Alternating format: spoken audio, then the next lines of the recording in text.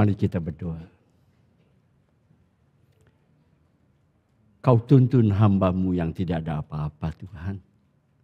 Biarlah Engkau mencerahkan hati hamba-Mu. Dan biarlah firman Tuhan ini memberkati kami ya Tuhan. Dan kami diyakinkan bahwa Tuhan itu baik. Meskipun sering kita merasakan bahwa Tuhan itu tidak baik. Meskipun kita merasa bahwa Tuhan meninggalkan kami, percayalah Tuhan itu baik. Dia akan memelihara kami. Oleh karena itu ya Tuhan, beri hikmat kepada hamba-Mu. Sehingga kami dalam keadaan apapun, kami tetap yakin Tuhan adalah baik. Meskipun keadaan di luar, ini seperti membuat kami tidak mengerti. Membuat kami merasa bahwa Tuhan itu tidak baik. Tapi percayalah Tuhan itu baik. Terima kasih Tuhan. Beri hikmat kepada hamba-Mu. Sehingga kami menjadi teguh dan tambahkan iman percaya kami. Bahwa Tuhan itu baik. Terima kasih Tuhan. Terima kasih. Dalam nama Yesus kami berdoa, kami mengucap syukur. Amin. Ya. Tema khotbah bulan ini adalah meditate on God's word. Itu khotbah untuk seluruh bulan ini. Tema ini telah ditetapkan oleh staf gembala untuk bulan Juli. Bulan Juli adalah untuk seluruh bulan ini intinya adalah meditate on God's word. Jadi tema minggu ke-1 sampai dengan minggu ke-4 tidak boleh bertentangan dengan tema bulanan ini. Karena intinya adalah bulannya. Tujuan tema meditate on God's word agar kita lebih mengenal Tuhan. Lebih mengenal kehendak dan rancangan Tuhan. Sehingga kita semakin yakin dan percaya bahwa Tuhan itu baik. Segala kehendak dan rancangannya adalah untuk kebaikan dan keberhasilan kita. Pada waktu saya di Amerika, tidak jauh dari rumah Stephen, ada rumah besar. Rupanya perkumpulan atau persatuan orang-orang yang meditasi yoga. Karena biasanya kalau ngomong tentang meditasi, ujungnya kepada kelompok yoga. Jadi kata meditasi sangat populer di kalangan pengikut yoga. Artinya apa? Semacam bersemedi. Semedi.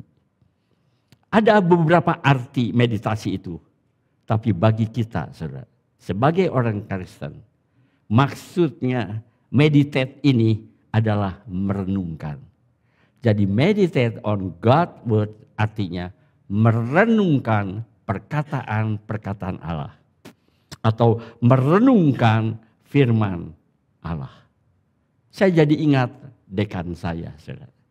Saya ingat pada waktu saya mahasiswa. Dekan Fakultas Teknik Unpar adalah Profesor Dr. Semawi. Beliau berkata, sebenarnya merenungkan itu seperti apa sih? Beliau berkata arti merenungkan sebenarnya sama dengan mengunyah, saudara. Ya, kalau seperti kita makan. Merenungkan itu seperti itu. Atau mengunyah sesuatu yang kita makan. Coba saudara pikirkan. Bagaimana kita bisa tahu makanan itu enak atau tidak? Satu-satunya cara adalah dengan mengunyahnya. Kalau langsung ditelan, apa kita bisa sebut makanan itu enak? Gak bisa. Saudara. Ya. Bukankah setelah kita mengunyahnya, barulah kita dapat mengatakan makanan ini enak atau makanan ini tidak enak. Demikian juga, saudara. Setelah kita merenungkan sungguh-sungguh firman Tuhan, barulah kita menyadari betapa indah dan baiknya rancangan Tuhan bagi kita. Segala kehendaknya dan rancangannya semata-mata untuk kebaikan dan keberhasilan kita. Dan hal itu menyadarkan kita betapa besar kasihnya kepada kita. Kalau kita hanya baca aja, kalau kita tidak merenungkan, bagaimana kita tahu indahnya firman Tuhan? Kunyah terus, saudara. Persis seperti kita kunyah makanan. Sehingga kita ambil kesimpulan. Firman Tuhan itu begitu indah. Kita berharga di mata Tuhan. Betapa Tuhan mengasihi kita. Setelah apa? Setelah kita mengunyah firman Tuhan. Setelah kita merenungkan sungguh-sungguh firman Tuhan. Tapi kalau apa-apa kita telan aja, saudara, kita tidak akan merasakan indahnya. Persis seperti makanan. Kalau langsung kita telan, kita tidak tahu lezatnya makanan itu atau tidak. Tema khotbah hari ini atau minggu pertama ini adalah God is good. Tuhan itu baik. Tuhan itu baik. Dan kalau kita berbicara tentang Tuhan, Tuhan yang dimaksud adalah Tuhan yang kita kenal dalam nama Yesus. Karena Yesus menjadi manusia. Kita kenal karena Yesus menjadi manusia. Hari ini kita akan merenungkan tentang kehidupan Yusuf. Dalam Kejadian 39 ayat 2 dan 3. Tetapi Tuhan menyertai Yusuf. Sehingga ia menjadi seorang yang selalu berhasil dalam pekerjaannya. Maka tinggallah ia di rumah tuannya orang Mesir itu. Setelah dilihat oleh tuannya bahwa Yusuf disertai Tuhan. Dan bahwa Tuhan membuat berhasil segala sesuatu yang dikerjakannya. Jadi karena Yusuf disertai Tuhan, maka apapun yang dilakukannya selalu berhasil. Tidak ada satupun yang dikerjakannya gagal. Tidak ada satupun yang mislek. Jadi keberhasilan Yusuf bukan karena kehebatan Yusuf. Bukan karena usaha Yusuf. Tapi semata-mata karena disertai Tuhan. Memang saudara, Tuhan menyertai Yusuf. Tetapi penting ini saudara. Tetapi itu tidak berarti Tuhan tidak mengizinkan penderitaan menimpa hidup Yusuf. Ya. Penderitaan itulah yang membuat Yusuf lebih melekat kepada Tuhan. Lebih berserah. Dan lebih bergantung kepada Tuhan. Apakah penderitaan yang dialami Yusuf membuat Yusuf jadi stres atau depresi? Tidak, saudara. Alkitab tidak pernah mengatakan demikian. Alkitab mencatat sejak Yusuf masih muda, saudara-saudaranya membenci dan iri hati kepada Yusuf. Karena Yusuf adalah anak kesayangan ayahnya. Ayahnya yaitu Yakub memberikan jubah indah berwarna-warni kepada Yusuf. Itu yang membuat saudara-saudaranya iri hati kepada Yusuf. Karena Yakub pilih kasih terhadap anak-anaknya. Akibatnya timbul iri hati. Akibatnya benci kepada Yusuf. Itu pelajaran bagi kita, saudara. Sebagai orang tua, jangan suka pilih kasih. Jangan karena anak ini lebih pandai kita mengasihinya. Dan anak kita kurang pandai dan kita tidak mengasihinya. Jangan pilih kasih, saudara. Berikan, saudara. Bukan hanya kepada anak yang pandai. Meskipun anak kita kurang pandai, berikan juga. Jangan membuat justru kekacauan di antara anak-anak. Seperti anak Yusuf, anak Yakub, saudara. Bukan saja mereka iri hati, tapi mereka juga membenci Yusuf. Karena Tuhan telah menubuatkan masa depan Yusuf untuk menjadi pemimpin besar di kerajaan terbesar lewat dua mimpi yang diberikannya kepada Yusuf. Saya pikir saudara juga tahu. Saudara. Mimpi yang pertama adalah berkas gandum saudara-saudaranya menyembah berkas gandum Yusuf. Yang membuat saudara-saudaranya marah dan membencinya. Kata mereka, memangnya Yusuf adalah raja. Sehingga kakak-kakak Yusuf harus menyembah adik mereka. Emangnya raja dia? Makin benci, saudara. Makin benci. Kemudian Tuhan memberikan mimpi yang kedua. Tampak matahari, bulan, dan 11 bintang sujud menyembah kepada Yusuf. Mereka semakin benci kepada Yusuf. Karena bahkan bukan hanya saudara-saudaranya. Tapi ayah ibunya pun juga akan sujud kepada Yusuf. Ayahnya, Yakub, heran. Apa maksudnya Tuhan memberikan mimpi seperti itu kepada Yusuf? Semua saudaranya sujud menyembah kepadanya. Bahkan termasuk ayah dan ibunya. Yakub tidak mengerti arti mimpi itu. Tapi ia tahu mimpi itu datangnya daripada Tuhan. Oleh karena itu ia menyimpan hal itu di dalam hatinya. Demikian juga kita, saudara. Kalau kita tidak mengerti suatu firman Tuhan apapun, biar kita mencontoh Yakub. Simpan dalam hatinya. Sampai satu saatnya Tuhan akan membukanya kepada kita. Saya jadi ingat Maria, saudara. Kalau ia tidak mengerti apa yang Yesus katakan, saudara, ia menyimpan dalam hatinya. Ia menyimpan dalam hatinya. Ia percaya satu saat firman Tuhan itu akan dibukakan. Kembali kepada kisah Yusuf.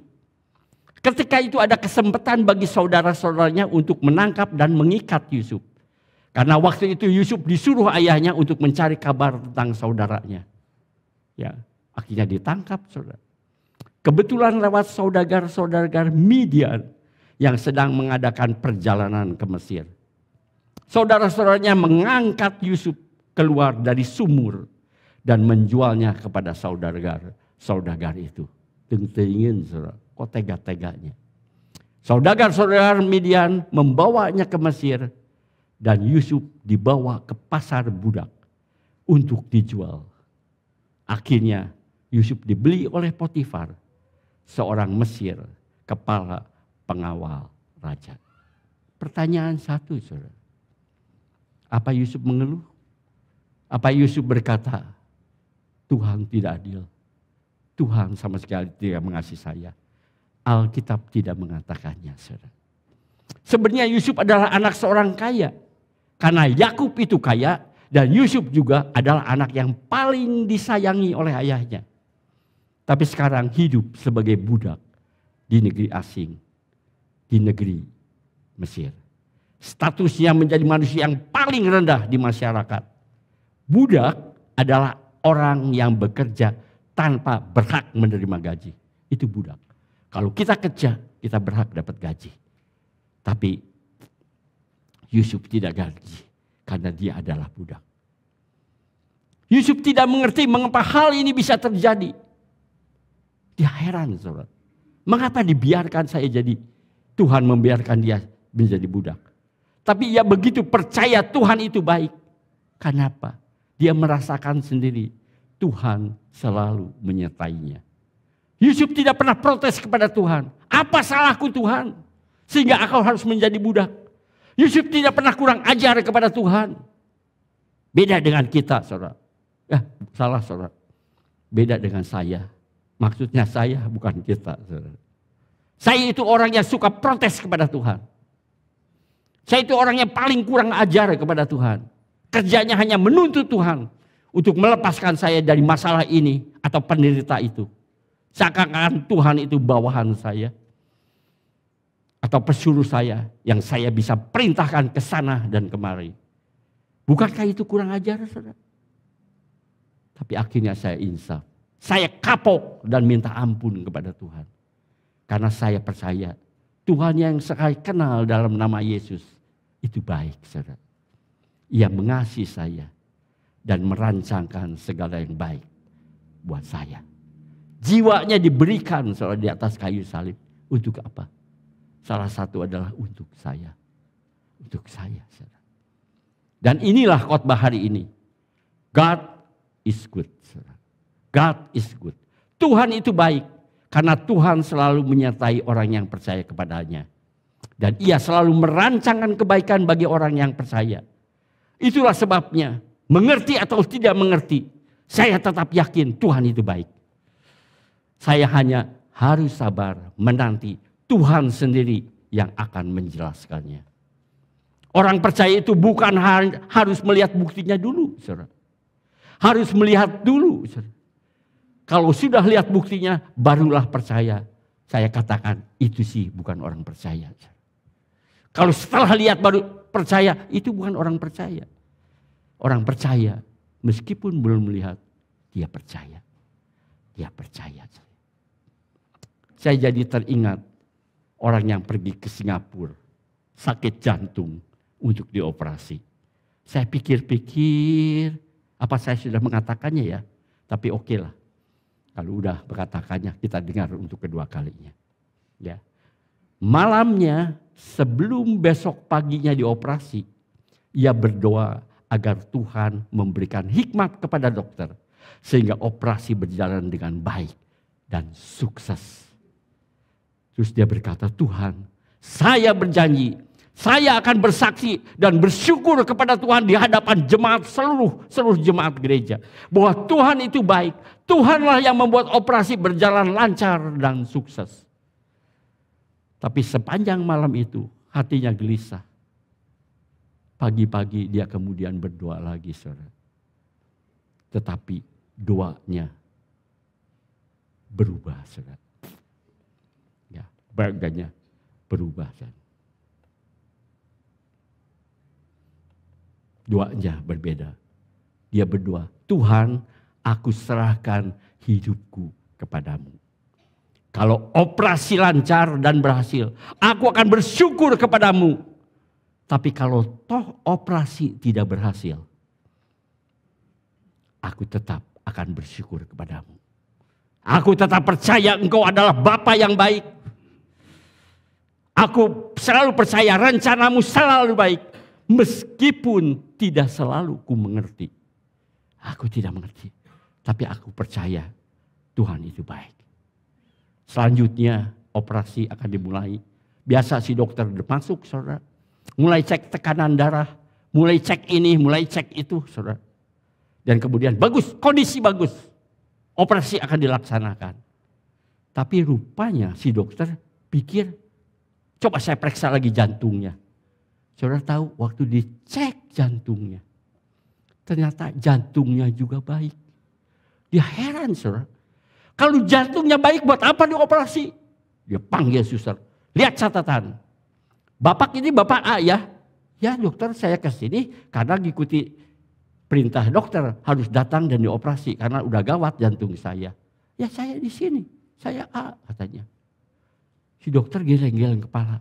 Coba lihat catatannya. Setelah dia lihat catatannya, ya di catatannya dia harus dioperasi. Tapi sekarang dia tidak usah operasi. Si dokter geleng-geleng kepala. Kamu bangun aja. Kamu tidak sakit, jantung kamu bagus, tekanan semua sakit, bahkan ya yang mesti dioperasi juga tidak dioperasi. Dan orang itu, si bapak itu langsung nangis. Yang aku harapkan bahwa Tuhan akan menyertai operasi ini. Dan operasi itu akan dioperasi, dia akan berjalan dengan baik dan lancar. Tapi pada waktu dia serahkan, aku tidak pakai syarat apapun juga. Aku akan bersyukur kepada engkau bahwa operasi berhasil maupun tidak berhasil. Kalau tidak berhasil, pasti Tuhan mempunyai rencana tertentu yang baik buat aku. Dan sekarang saudara, dia operasinya bukan berjalan lancar dan sukses. Tuhan berikan yang lebih baik, yang tidak terpikir dalam hatinya. Tuhan berikan tidak usah operasi. Coba pikirkan saudara, mana yang lebih baik? Operasi berjalan lancar dan berhasil atau sama sekali tidak usah operasi karena jantungnya baik. Dia hanya bisa nangis. Pada waktu dia dengan tulus berkata, aku percaya engkau baik. Bahkan kalau ini gagal pun aku percaya engkau baik. Dan Tuhan memberikan mujizat. Gak usah dioperasi. Pulang saja. Bangkit. Dan gak usah kursi roda atau apapun juga. Pulang ke Indonesia. Bukankah Sadrah, Mesah dan Abednego adalah orang yang percaya Tuhan? Orang yang disertai Tuhan. Tapi toh Tuhan mengizinkan mereka mengalami ujian dibakar dalam dapur api. Dia tetap percaya. Sadrah, Mesah, Abednego tidak berkata, mengapa engkau tidak melindungi kami? Tidak. Kalau aku mati, aku tetap tidak mau menyembah berhala. Aku tetap percaya Tuhan itu baik. Saudara. Rancangan Tuhan seringkali tidak bisa diserap oleh pikiran kita. Baik. Daniel dimasukin ke dalam lubang singa. Singa-singanya kelaparan karena sebelumnya tidak diberi makan. Abraham diuji untuk mengorbankan anaknya, Ishak, agar dikorbankan. Mereka adalah orang-orang yang percaya Tuhan, orang-orang yang diserai Tuhan. Toh mereka juga mengalami ujian. Kembali kepada Yusuf. Waktu itu saya membayangkan, saudara. Waktu saya mempersiapkan ini, waktu itu saya membayangkan. Kalau ada sesuatu yang tidak baik menimpa Yusuf, saya yakin Tuhan pasti akan mencegahnya, akan melindunginya. Tuhan pasti akan menghalaunya. Tuhan pasti akan mencegahnya. Tuhan pasti akan membuat pagar pengaman yang benar-benar aman bagi Yusuf. Sekali lagi, karena bukankah Yusuf itu disertai Tuhan? Ternyata, saudara, ingat, disertai Tuhan, itu bukan berarti Tuhan tidak mengizinkan hal yang tidak baik menurut kita. Hal yang tidak baik menurut kita, saudara.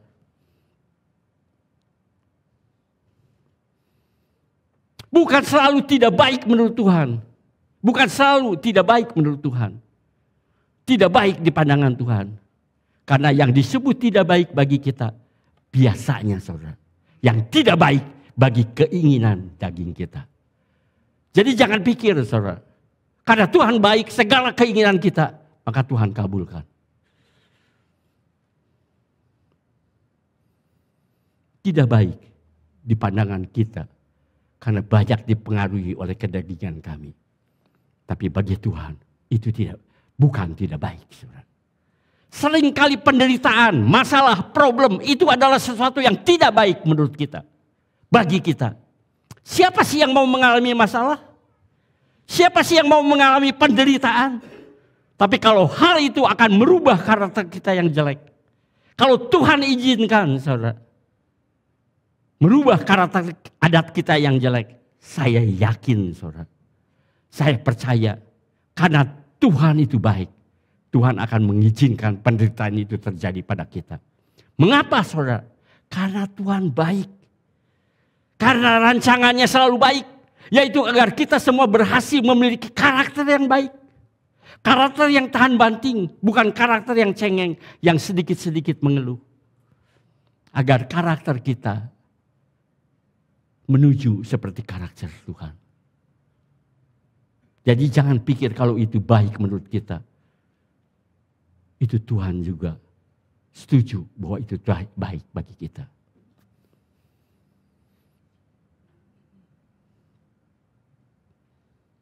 Mengapa Tuhan mengizinkan Yusuf difitnah?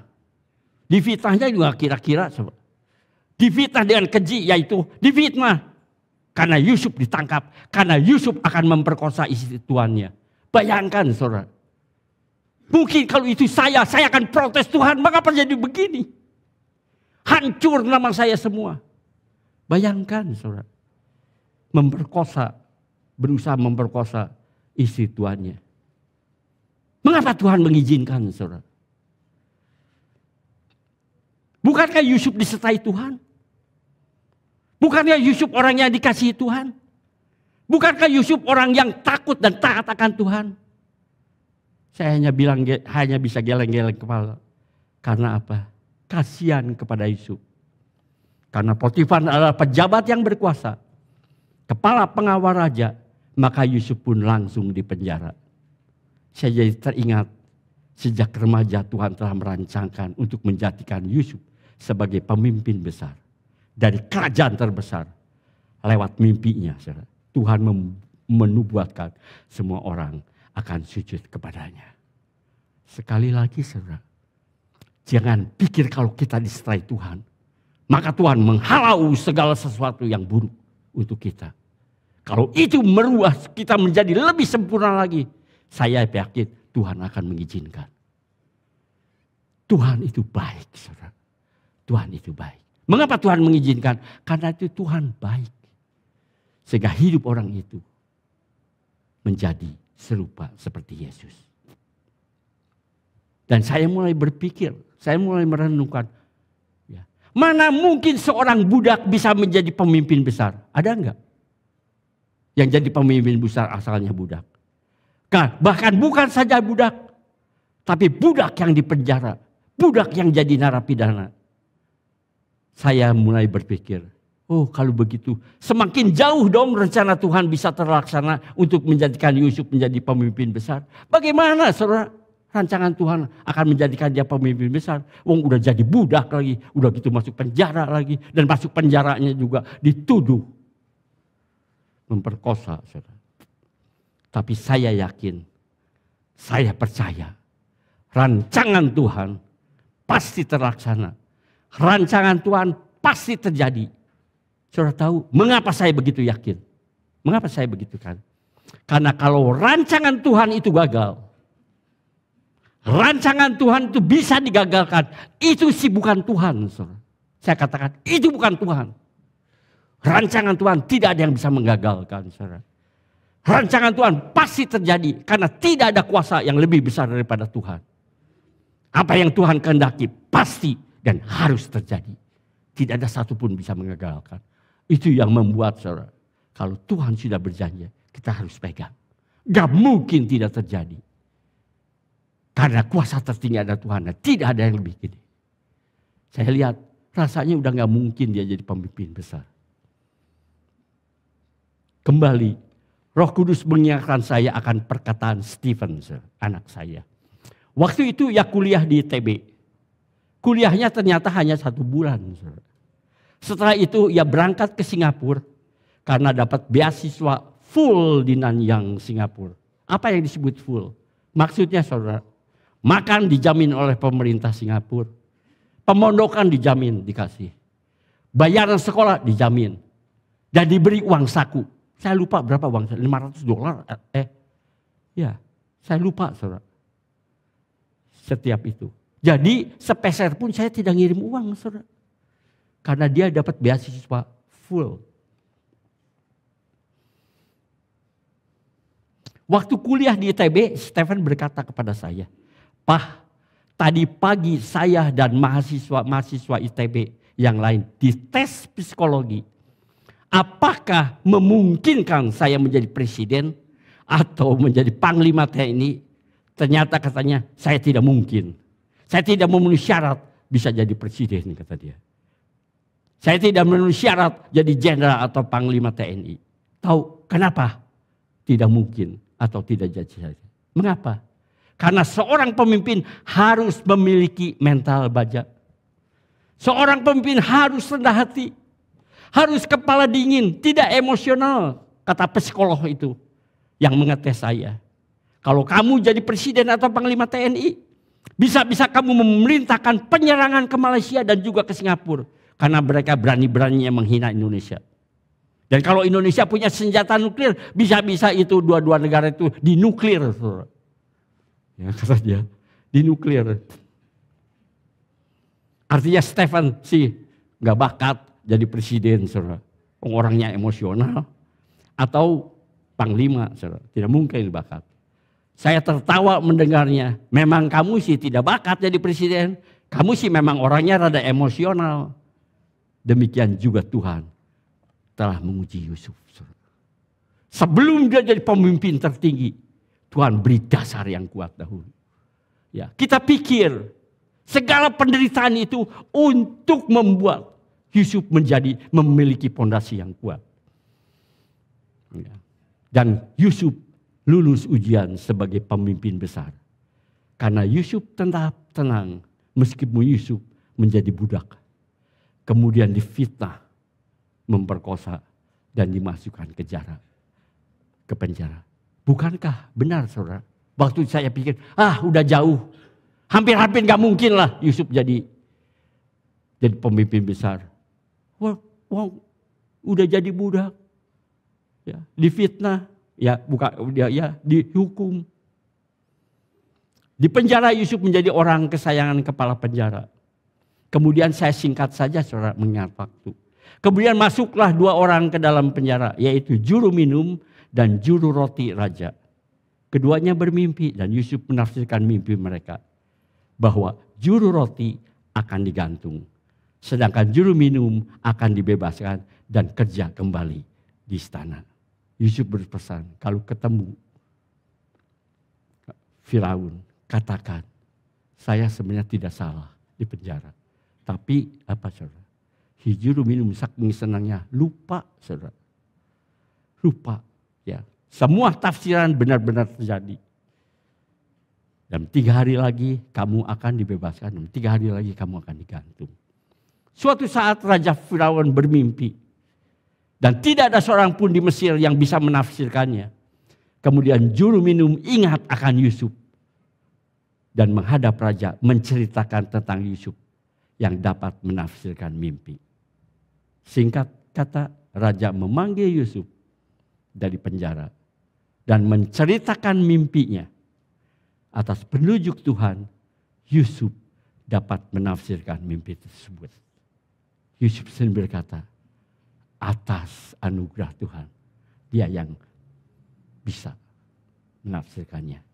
Dalam Kejadian 41, ayat 39 dan 43.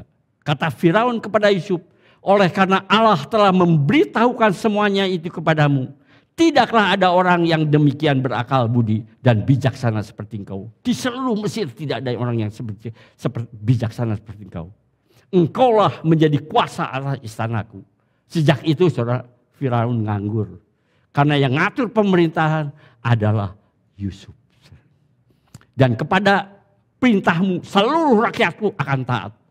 Kau bilang ke kanan, semua ke kanan. Kau bilang ke kiri, semua ke kiri. Kuasa yang tertinggi adalah Yusuf. Hanya tahta inilah kelebihanku daripadamu. Selanjutnya Firaun berkata kepada Yusuf, dengan ini aku melantik engkau menjadi kuasa atas seluruh tanah Mesir. Dia berkuasa untuk seluruh tanah Mesir. Pemerintah semua dipegang oleh Yusuf.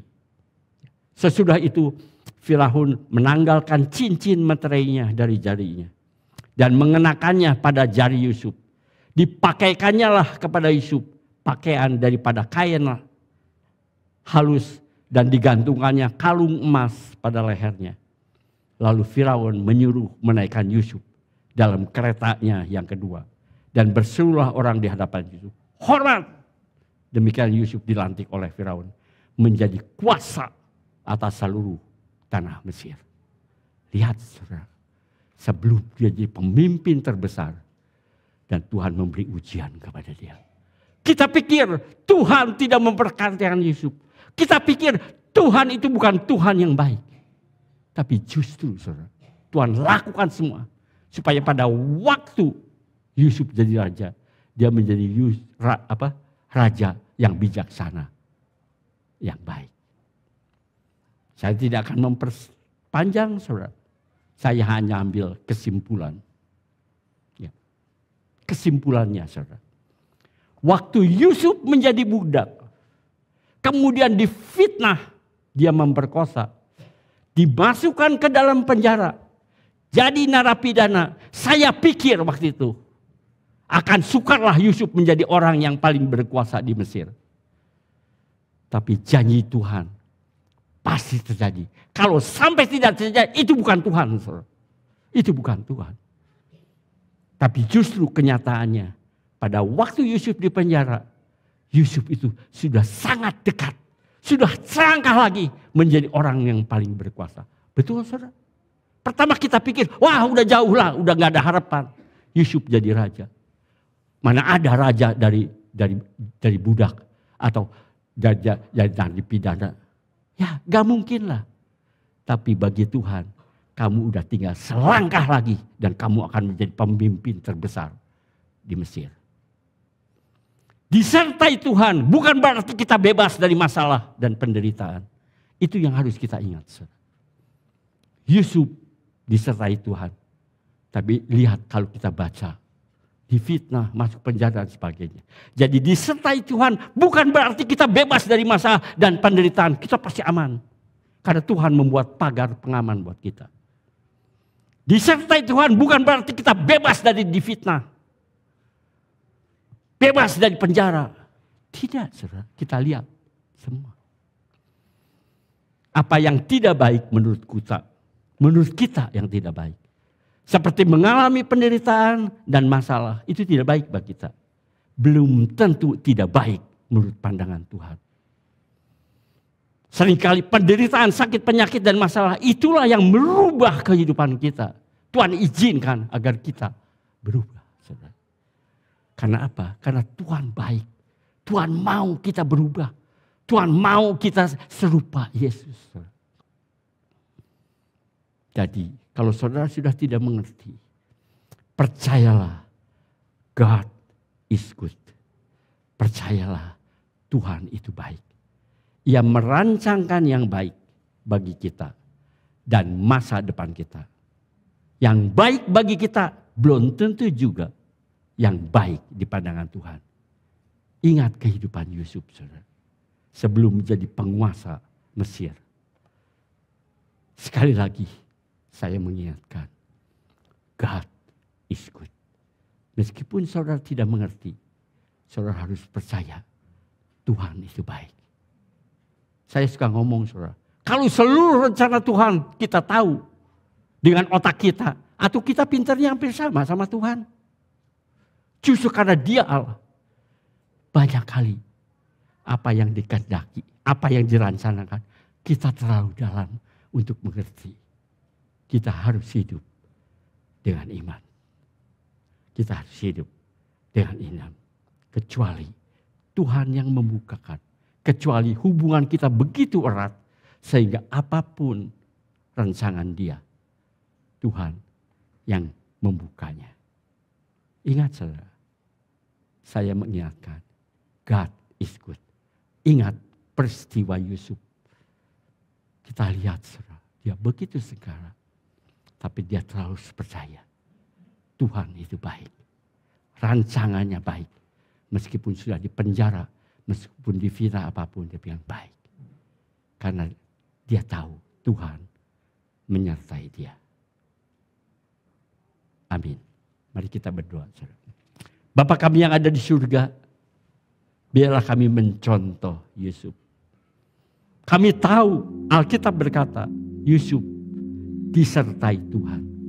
Tapi bukan berarti kalau Yusuf disertai Tuhan, maka segala sesuatu Tuhan singkirkan. Tidak, saudara. Dan Yusuf percaya apapun yang terjadi, bahwa Tuhan itu baik. God is good. Dia mungkin tidak mengerti. Tapi bukankah orang beriman hidup dengan iman? Bukankah orang beriman berjalan dengan iman? Meskipun tidak mengerti, kita hanya berkata satu saat Tuhan akan memberikan pengertian tentang hal yang terjadi ini.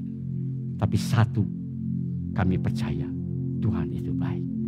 Satu saat pasti Tuhan membuka sehingga kami semua mengerti. Setelah Yusuf jadi raja, baru ayahnya, saudara-saudaranya mengerti mengapa hal itu terjadi pada Yusuf. Amin.